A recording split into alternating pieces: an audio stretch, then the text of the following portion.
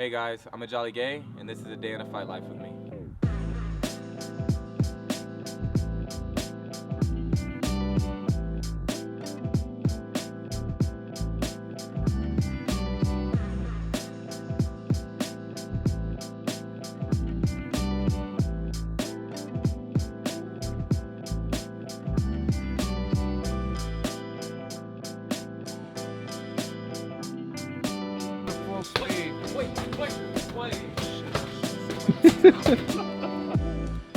What's up, guys? Adam Araby here down at Supa, Bettis MMA, here with Mejalee Gay. How you doing, sir? I'm great, man. Can't complain at all. Man, so we just finished here, training here. You're a guy that cross-trains a little bit, but we're down at your homegrown gym here down at Supa MMA, man. Take us through a little bit of the day. Yeah, so we usually show up here around 6, so the kids' class is at 5. The adults show up at 6. We do like a good hour of striking, work on specific techniques that coach has seen either worked or he's seen at the highest levels. So we'll work a set of specific techniques. We'll do like 5 or 6 techniques, keep it real simple, and just drill it over and over. We'll usually go at least an hour doing that, and then we do the same thing with jiu-jitsu. So coach will break down like 3 or 4 moves, he'll chain them together, show us a specific set of those moves, and then all we do is drill it. We'll drill it for about 20 minutes, and then the rest of the class, it's live rolls. And then at the end, we do MMA rounds, so it just depends. Coach usually keeps us on our toes with that one.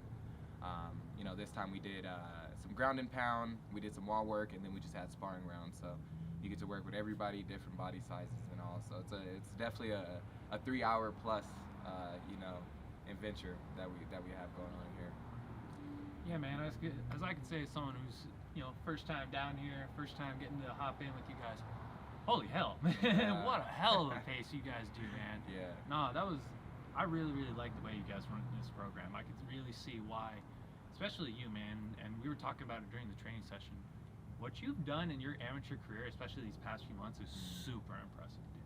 Yeah. There's not many amateurs that like hit the scene and just keep the ground running. Yeah. Who come out, have already had previous MMA fights. And I had met you actually at, I believe, Fighters Rep 20. Yep. Was it? Yeah. When you took on Charles Lewis, man, Yes. in a great fight, man. You guys had a back and forth fight, a super athletic opponent, super dangerous guy, and you went in there and won, with a unanimous decision. And then I see, like, what, a month later, you're taking on Cameron Fardad for the UNF 170 belt. Yeah. And wasn't that your UNF debut? That was, yes, that was. What more pressure could you want? You're like, yeah, let me take the BJJ black belt, who's kind of like the hometown favorite for the promotion, and give one of the best upsets probably in the amateur world as of late, dude. Yeah. You got to walk me through that win, man. Yeah, so as far as, let's go back to the kickboxing fight with Chaz Lewis. I've been working with my Muay Thai coach for a very long time, so we just we believe in the element of surprise, and he was like, dude, whenever you're ready, like, I'm ready. You have to believe in yourself, definitely. So that was more or less why it took me so long to fight. So I've been training for like 2 years now consistently, and just redefining the skills, like working on the same stuff day in, day out.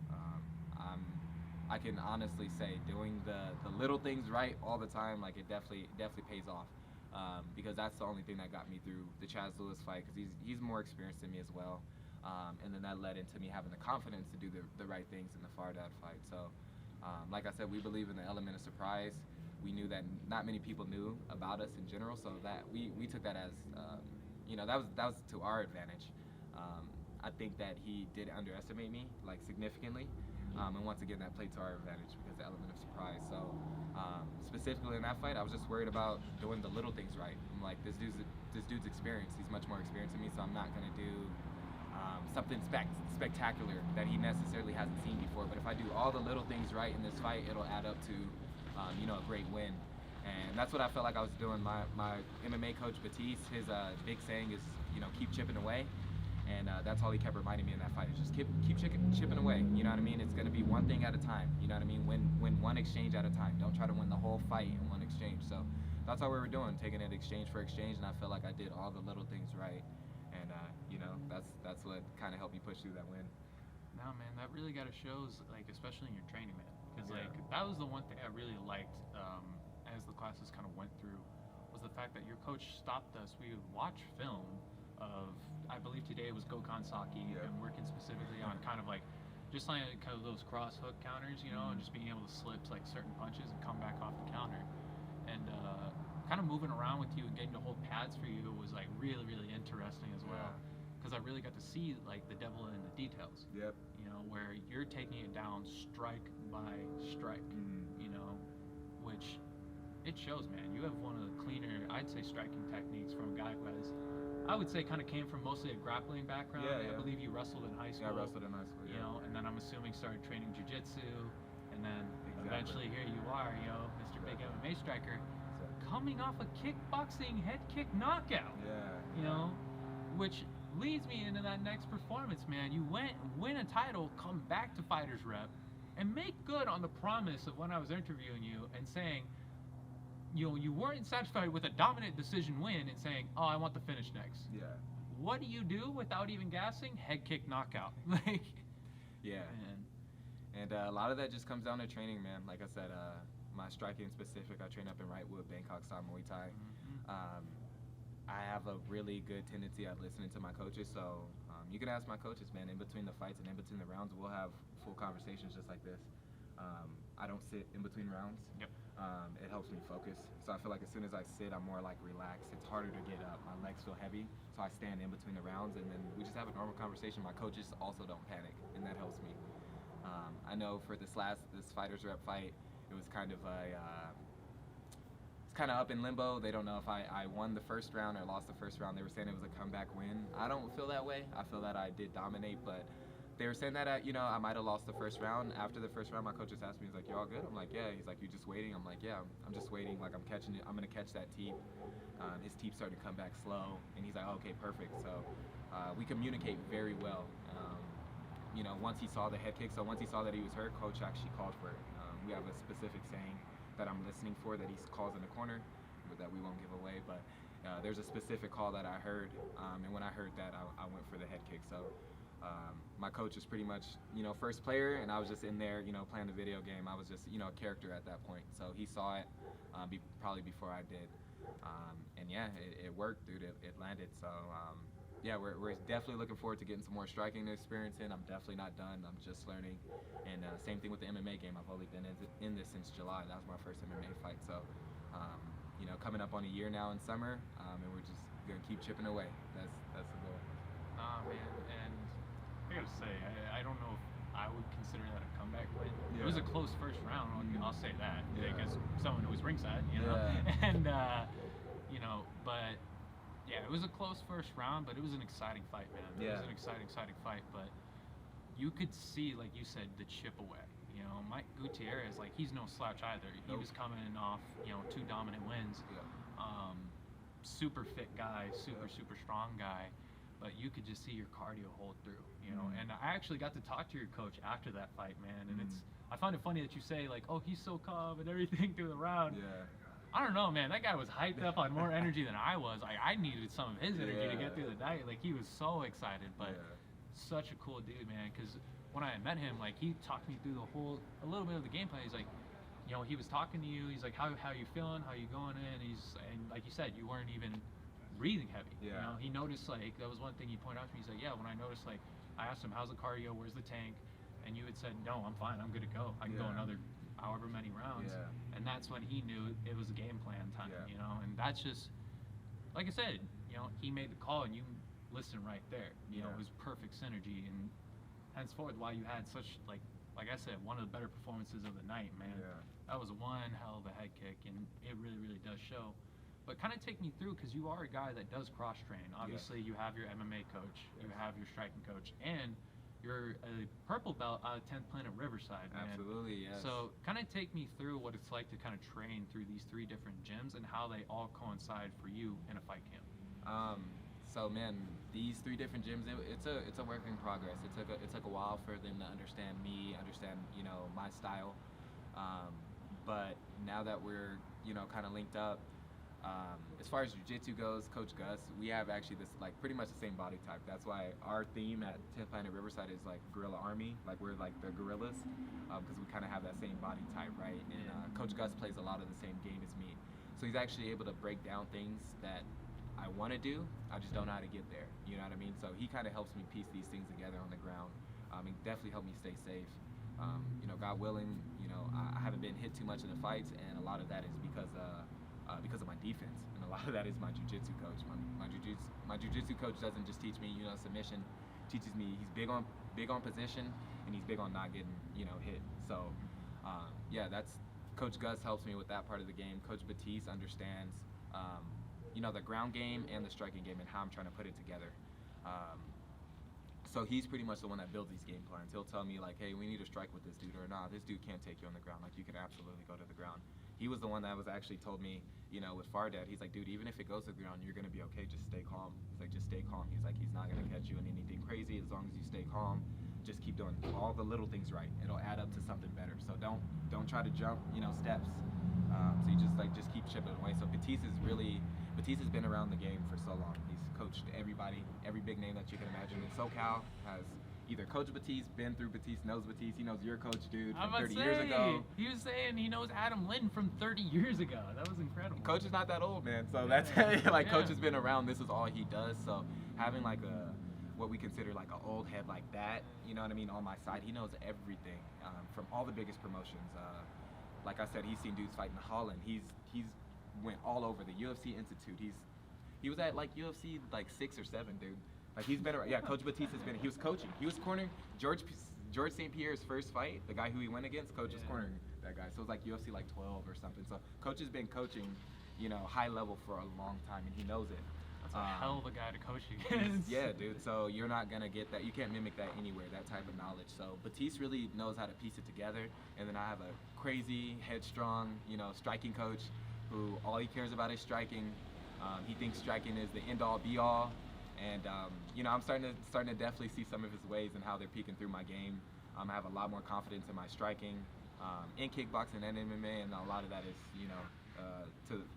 to attest to the time that we've spent together. So those 3 coaches, man, and how they kind of piece it together definitely helps me. But they all understand my game and what the main goal is. So every fight, I feel like I'm making like strides, bro. I feel like I'm not even the same person that I was, you know, 2 or 3 months ago that fought Fardad. So I feel like I'm a completely different fighter now, especially because I'm so active. I actually had a fight in February that was scheduled too. So I was supposed to fight Fardad on the 27th. I was scheduled to fight February 17th, but that fight fell through. The guy backed out. But I was gonna fight the 17th, and I was gonna fight March 2nd. Like, I'm planning on, I'll fight multiple times a month. You know what I mean? So I do jiu-jitsu tournaments at least once a month. I don't post about it a lot, but I do jiu-jitsu tournaments once a month. I'll do super fights. I'm supposed to have one in the beginning of April, so I'm consistently training and I'm consistently, you know, performing, and a lot of that is because of, you know, the coaches that I have around me. They help me piece it all together, so it just makes sense for me.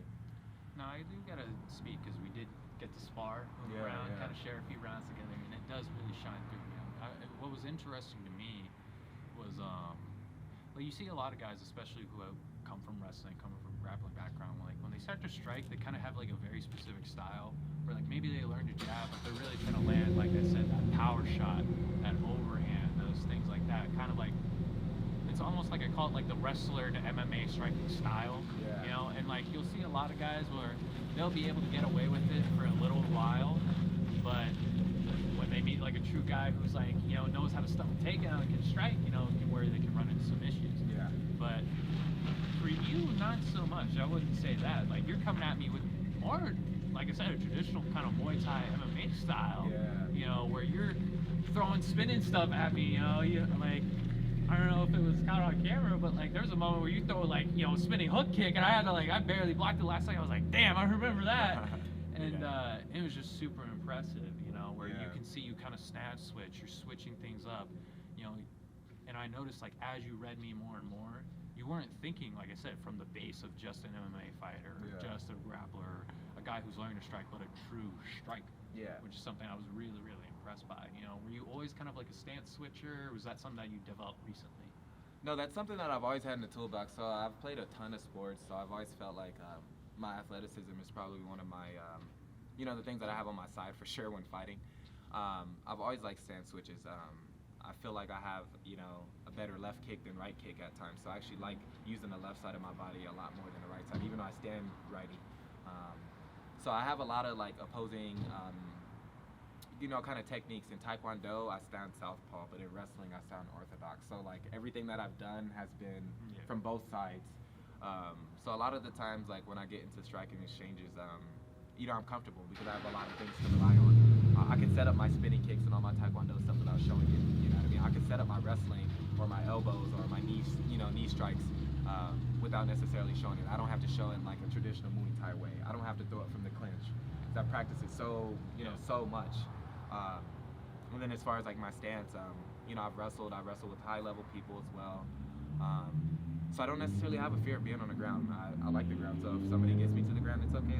Let's see what happens. But that's not something I fear. So whereas like most guys, especially wrestlers, like you said, they're trying to land this big overhand, this big power because they don't want to strike. They'd rather just get you out of there, right, and get the fight to the ground. Whereas me, like, I don't mind, dude. If we're first striking, let's strike. We can strike the whole match if you want to. We can strike the whole match if you want to take it to the ground. Let's take it to the ground too. I'm very comfortable, and I'm about making my opponent uncomfortable. So whatever you like doing, or whatever you don't like doing, that's what we're about to do. So if you're not a striker, guess what? I'm striking you the whole match. So it's about taking them out of their comfort zone, but I feel comfortable everywhere.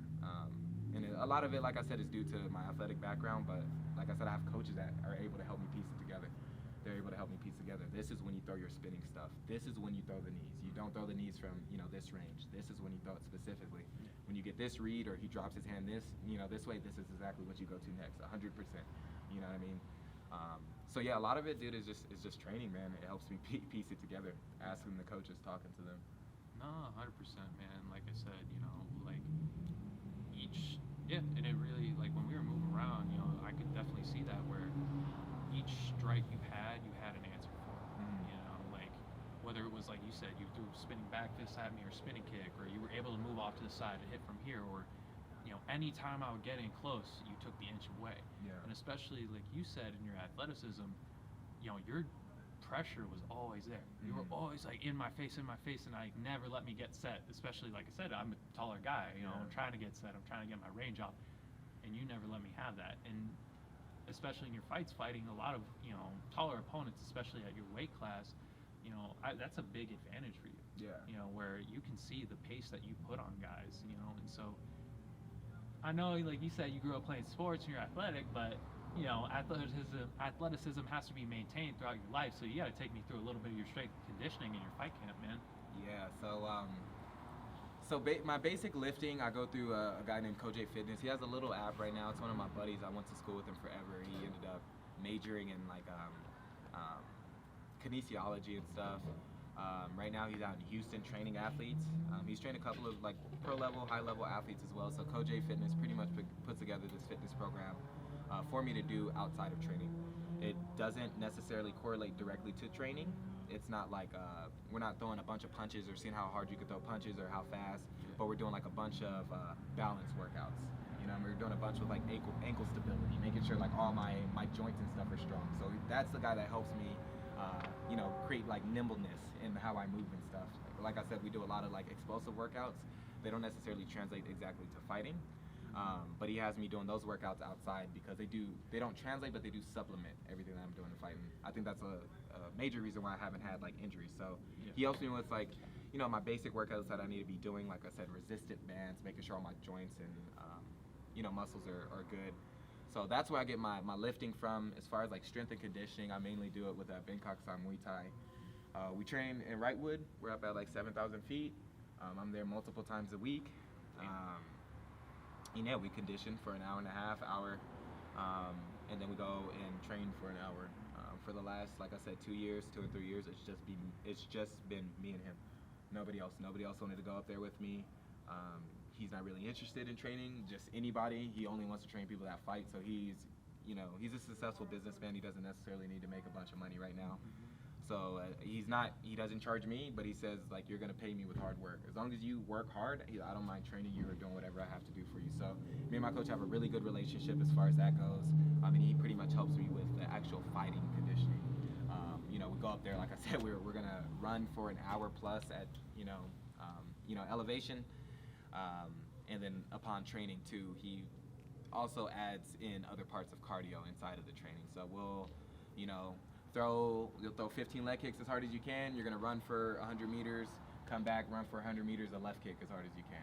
You know what I mean? So we'll do that, and you're gonna do like 3 or 4 sets of that. So just consistent pace and work. So yeah, that's a lot of my strength and conditioning right there, man. Sick, man. Well, this brings me to my next question, which, as you mentioned, man, you're a highly active competitor. Highly active. You're averaging, I would say, at the current pace, at least a fight a month. You know, if not more. Yeah. And what I have to say here, as someone who's watched you compete a few times now, man, you have this switch you flip. That you can just see that when you take your opponents into the deep waters, that switch flips. Yeah. And we saw it especially in your last fight. I was talking to Curtis, shout out to I Capture Violence on Instagram, man. Yes, sir. And I think it was like going into the second round, or I believe the round you finished him in, you could just see there was a switch in your eyes, going into that, where you knew you had him, and it was just like a shark in water smelling blood at that point, man. And I would say I saw it a little bit in the Cameron Fardad fight, especially going into those championship rounds. You just see where whatever it could be, no matter what stage you're in the fight, whether you're up, you're down, whatever it is, you just see this switch flipping you, and you're like, I'm going to do everything I can to win. Yeah. So take me through how you developed that, and like, is that something that was always natural, or was that something that you kind of had to work on and that is really coming into fruition now? No, that's something that was always natural. I always have the competitive willingness. I want to win. I want to win. I don't care if we're playing cards, dude, or we're playing dominoes. Like, I want to win. And if you beat me, it's okay. I'm going to learn, and I'm going to win. Eventually, I'm going to win. You know what I mean? That's just kind of the name of the game. And as far as when fighting, dude, a lot of that switch, comes from just listening to my coaches. So obviously, before the fight, I'm really cordial with everybody. After the fight, I'm really cordial. Going into the ring, all I'm thinking about is being locked in and listening to my coaches. A lot of the times I can't hear the crowd. I can't hear absolutely anything, but I can specifically hear my coaches' voices.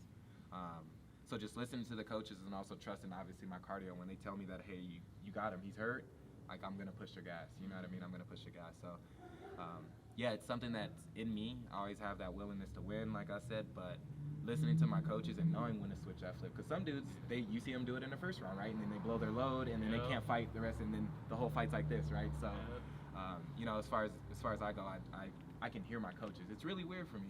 It's like really weird. I could specifically hear my coach's voice. I can't hear anything else, but I hear my coaches.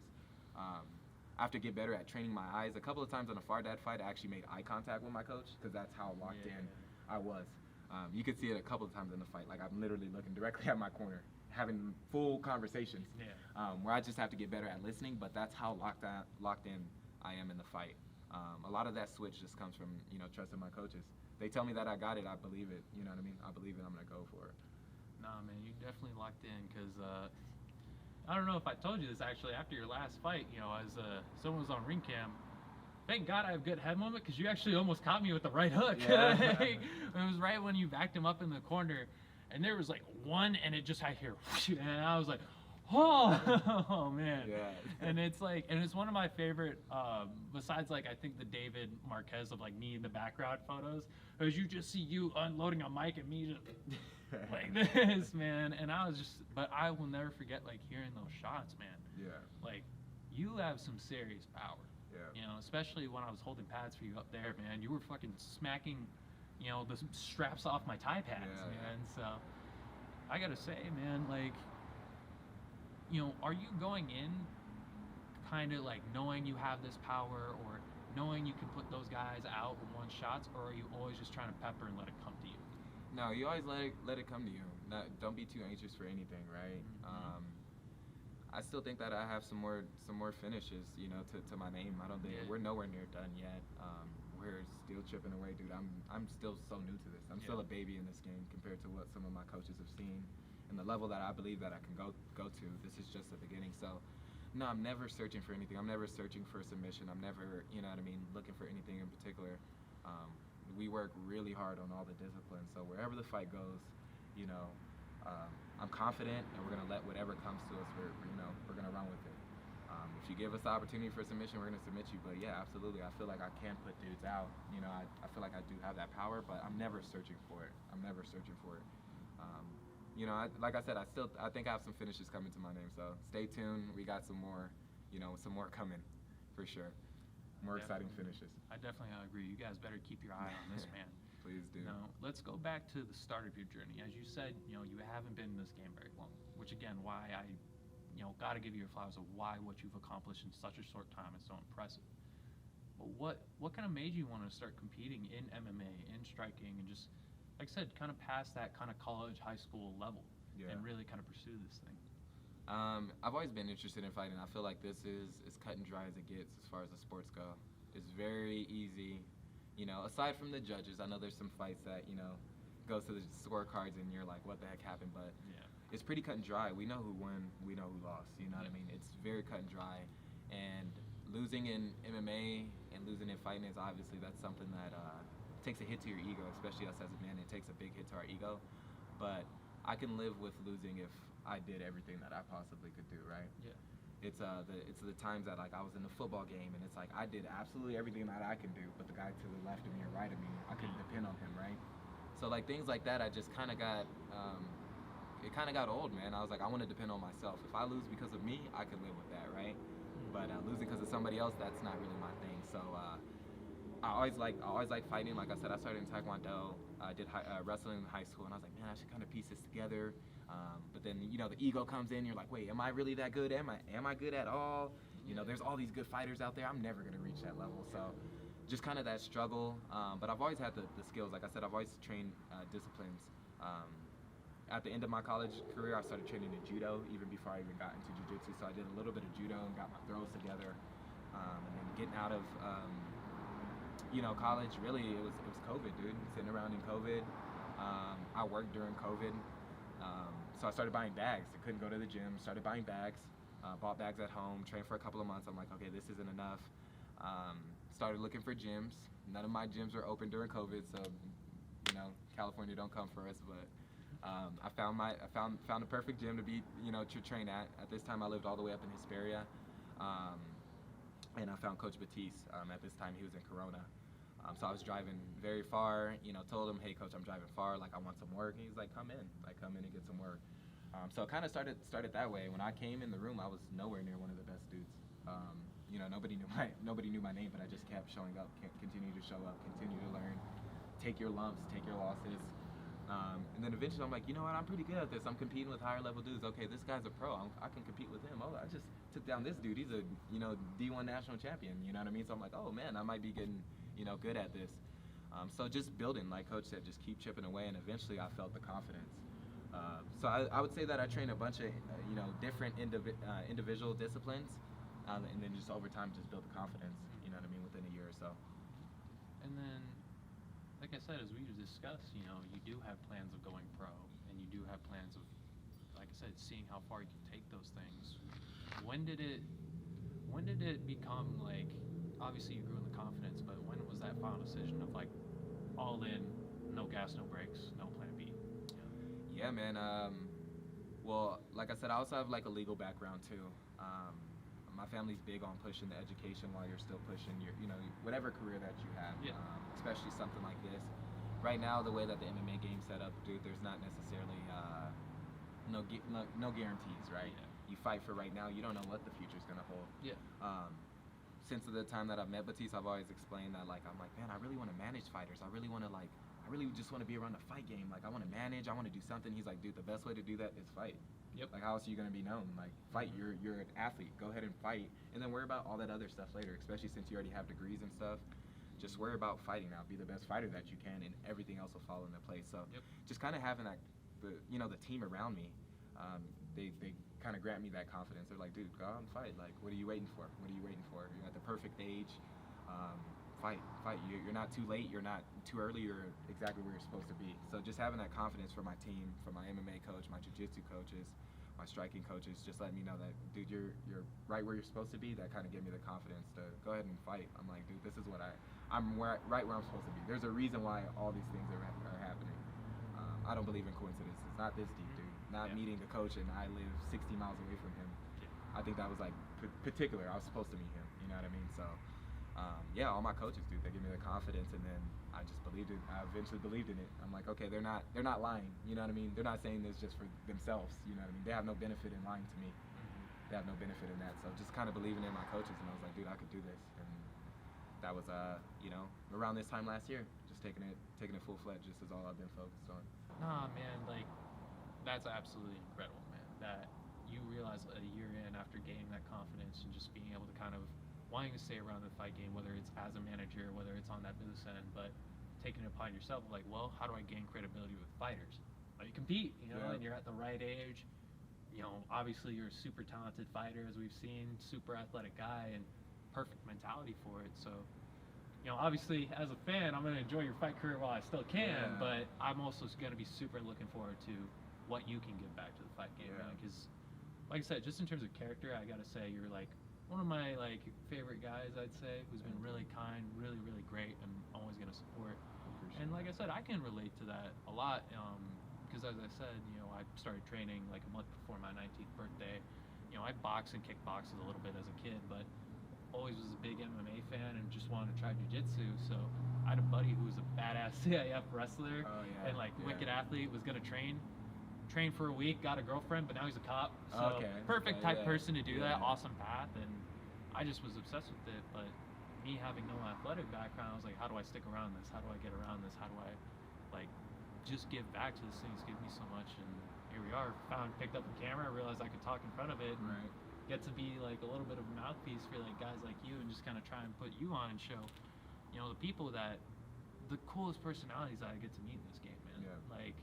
Like I said, just hearing great stories like that of somebody who's starts out with something, you know, who, you know, is a hard-working guy and like really wants to work hard and really kind of push themselves and give back.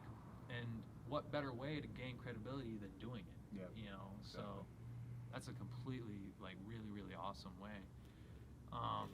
So which again leads me into your final question, which is take me through, you know, just the rest of your plans and the play out for your career. You know, like let's say 5 years from now or whenever this thing's end, but perfect world, if you could plan the roadmap, like where does Mejalee Gay end up? Yeah, man, somewhere near the top for sure. Definitely near the top. I see myself fighting pro. I do see myself finishing law schools too. It's something that, it's a promise that I made to my family. Aside from just, you know, promising to be a professional fighter, I guaranteed that I was going to go to law school to be able to secure my family's future. I want to retire my parents, bro. They deserve it. They work super hard, so just to be able to make my parents happy means a lot to me. I see myself, like I said, at the top. I would like to go to the UFC or something like that, but realistically, being in a promotion like One Championship would also be like a huge honor. I really like that they can mix together different disciplines. I believe I can compete at the highest level of jiu-jitsu. I have plans to go to ADCC and such too, so I got some plans, but I think I can compete at the highest level of jiu-jitsu. I don't see why I can't compete at the highest level of kickboxing. I'm not saying today, but I'm saying as far as, you know, projectile where I can end up, I don't see why not. What's the difference between me and, you know, somebody else that works harder? Luke Leslie that just got signed, you know what I mean? He's from Iowa. So there's people from the States now getting signed at One Championship or going to fight out of the country, so I don't see why. And they're having events in America. Right, Colorado, September 9th, I think, so I'll be there. Me and my striking coach will be there. We're 100% going, dude. Oh, sick. Well, if you were out in Colorado for that One Championship event, I'll be there. Come meet my guy and say what's up, you know? Yeah, please. So I would love to go to like One Championship. Also like the Asian circuit of fighting, they show a lot of respect for the fighters. They have like big personalities, you know, they can come out Iron Man mask and stuff, and it's not looked at as like, you know, douchey. Whereas like in America, us doing that, it doesn't come across the fans the right way. I also feel like our fan culture is much different out here in fighting. You know, you come out here, dude, you'll get booed in a second, dude. My first fight, I got booed, man. People were saying, you know, flipping me off, dude, throwing stuff at us. It was really bad. Whereas, like, in, you know, some of these, you know, other countries, they just won't make any noise for you. They're just not gonna clap. They're not gonna show, because they feel like for me to make noise for you, you have to do something that is worthy of making noise. They're not gonna make any noise. you know what I mean? Which I'm cool with that. So they just have a lot of respect for the fighters in other countries. So I would be more than willing to fight, you know, overseas, build a name overseas. I definitely see myself being, you know, a big part of the 10th Planet system. Eventually, you know, being able to open up my own 10th Planet in my hometown that's like a huge goal of mine, you know, through Coach Gus. Up in Aspera, there's nowhere that offers no gi right now. We have a bunch of gi schools. We have a gi school that offers like no gi once a week. But as far as like strict no gi, there's nobody teaching our system in Hesperia. So I would love to be the first person to bring exactly. I would love to be the first person to bring a no gi system up to, you know, my hometown. So I definitely see that in my future. I see myself competing at the highest levels. You know, I have a fashion brand as well. I'm really interested in fashion. Along with especially if I get that one championship contract and I'm overseas, a lot of the Asian countries, they love fashion, dude. Like they're really big on like Bape and, you know, different fashion brands. So I would love to integrate, you know, with their fashion. You know, some of the ideas that I have out there, being able to integrate out there and get my fashion brand out there, I think would be, you know, do big numbers for me compared to being in America necessarily, where there's just so much competition. There's so much competition, right? So I see myself mixing everything that I got going on, steering the pot, and somehow this is all translating with me to the next level. So wherever I go, the law degree's coming with me, this fighting career is coming with me, and my fashion brand's coming with me, regardless of, you know, where I go. Yeah, man. No, I think one championship would be a dope spot for you. I would love as a that. pro, man. Just to see you go from like MMA fight to kickboxing, you know, because it's been, like you said, as a fan of your amateur career, exciting as hell. Yeah. You know, to know I'm like, damn, this guy can go in any realm, you know? And just keeping that going, especially at the highest levels, would be super, super impressive. I mean, isn't that what makes a true martial artist, right? You know what I mean? I believe that's what makes a true martial artist. No disrespect, obviously, to like Adesanya or anybody, but to call yourself the style bender, I feel like you have to master some styles, right? He's phenomenal on the feet. You know what I mean? Not many guys can touch him on the feet. We don't know how his wrestling and jiu-jitsu game is. So how could you call yourself the style bender if you're not mixing together these styles? So to be a true martial artist, I feel like one championship will give me the platform to be able to really show that. Like I want to be able to compete in jiu-jitsu and then come out and compete in kickboxing that same night. You know what I mean? Like I want to be that type of athlete. I want to be a true martial artist, you know, to a T. I think that's why, like, at least for me personally, like, and some people will say this is a hot take, not really. That's why I gotta say, Demetrius Johnson might be the pound for pound GOAT, bro. Yeah, bro. I mean, we all just recently saw the jiu-jitsu tournament where he tapped out what was that guy? Dude's 6 huge. foot, like 6'3", 240? 240, 250, something yeah, like that. 6'3", 240. Yeah. Demetrius Johnson's like what, 5'4"? Yeah, fights at 125, right? Yeah, like 130, 135. bro. Like, Dude. he's fucking 130, tiny. Yeah, like, and taps him and took him down. Yep. Took him down. Yeah, he didn't play. Like, He didn't play clean. guard. Yeah, dude. He No. went after this dude that's way bigger than him, and it's not a white belt tournament. These are brown belts. No. These are high level dudes. This dude trains jiu-jitsu all the time. So for him to be able to do that, and that's And not that was even what Pan his, Am's. dude. That's exactly for him to be able to do that, and knowing that he's still an MMA fighter. I think he's showing what it's like to be a true martial artist. Dude, I gotta agree, man. That's, like I said, why I'm such a big fan of you. And before I let you go and we get to the shout-outs, man, I know you mentioned a bit of that fashion, man. Yeah. You gotta tell us about that style. Like, give us a little bit of sneak peek, maybe a little bit of preview, you know, about like just kind of the designs or some of the things you would make from your clothing brand or as a fashion designer. Yeah, so it's really just me and my two other buddies. We all handle different parts of, you know, of the business. Right now, we're kind of spread out. We were originated in LA. That's kind of where we started. But now, one of my buddies kind of stays in the LA area. One of my buddies is in Hesperia, and then obviously I'm down in Marietta. So we're like spread out right now. So we all handle different parts of the business. But right now, we're actually building a collection. We're planning on dropping in May.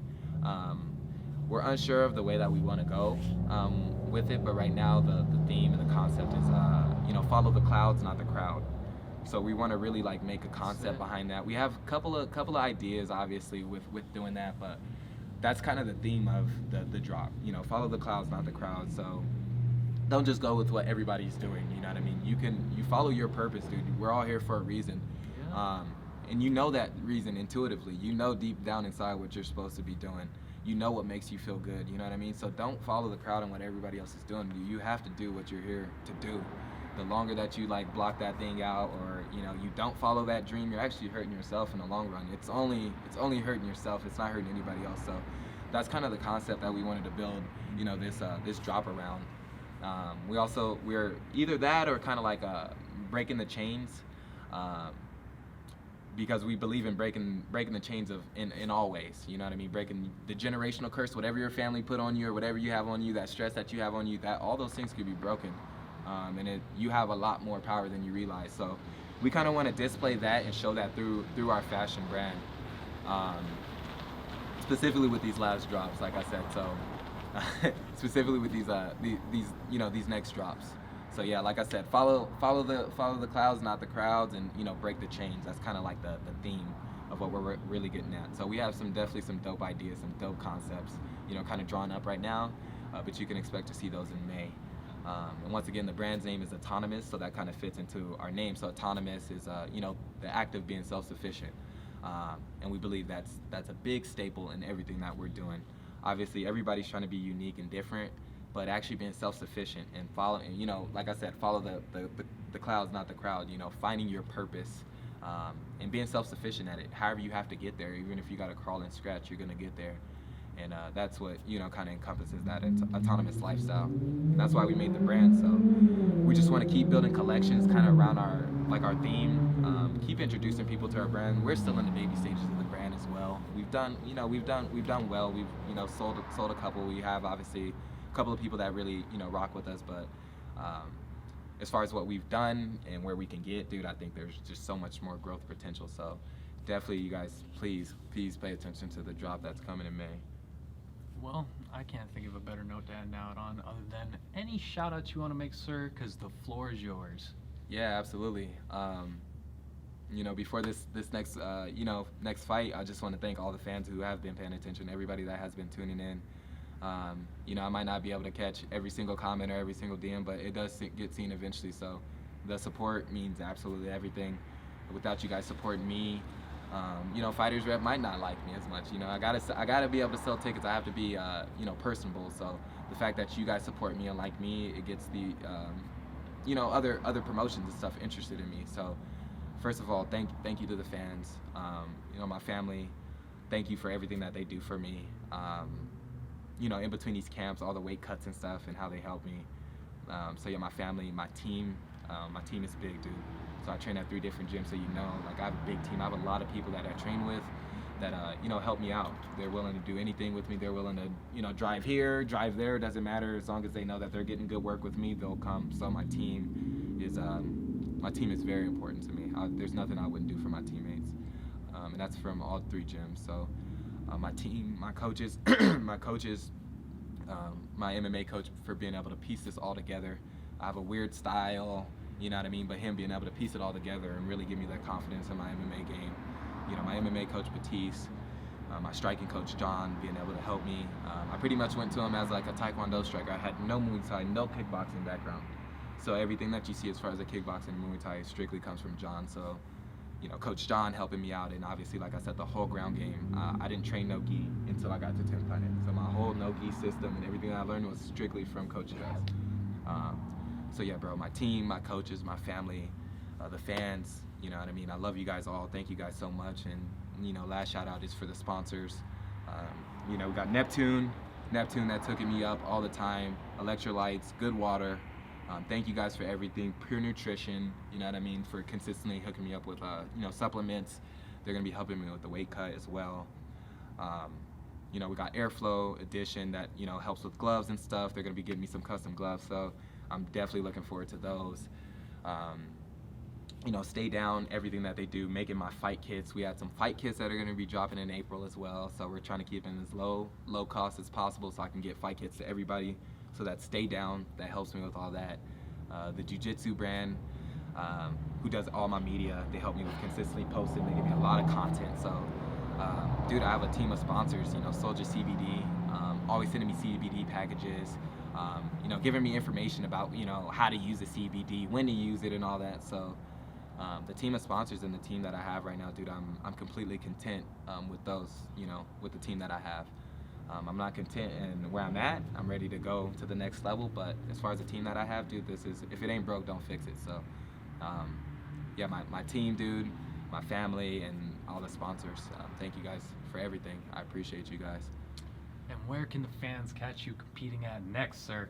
UNF on April 20th. We'll be at the Orange Show Pavilion in San Bernardino. Right now, tickets are $70. Please contact me for tickets. They're online as well. Use my code, put in my name if you buy a ticket, you know what I mean, and you're coming to support. We will 110% sell out. So don't wait until the last week or so. This show is going to sell out. I believe we're seeing like 3,000 or 4,000 people, but it's going to sell out. There's no way that we're not selling out. So we have too many people on the card from just this area, dude. It's 100% going to sell out. So please, you guys, come see me April 20th. You know, at the Orange Show Pavilion in San Bernardino. I'm going to put on a show. I promise it will be fireworks. I will make it worth every single dollar. I promise. Yeah, well, thank you for your time, sir. Thank you, dude. You guys can always follow me at adam.araby, Adam Araby. Follow my guy, I am DPG, you know, for all your DP needs and all your shooting needs. And shout out to Super Bettis MMA and Coach Batiste here, man, for having us. You know, couldn't appreciate the hospitality and just a great training session. And like you said, catch our guy, whether it's in his amateur career or on that world stage. Yeah. And that has been a day in the fight life with Mejalee Gay. Adam Araby, out.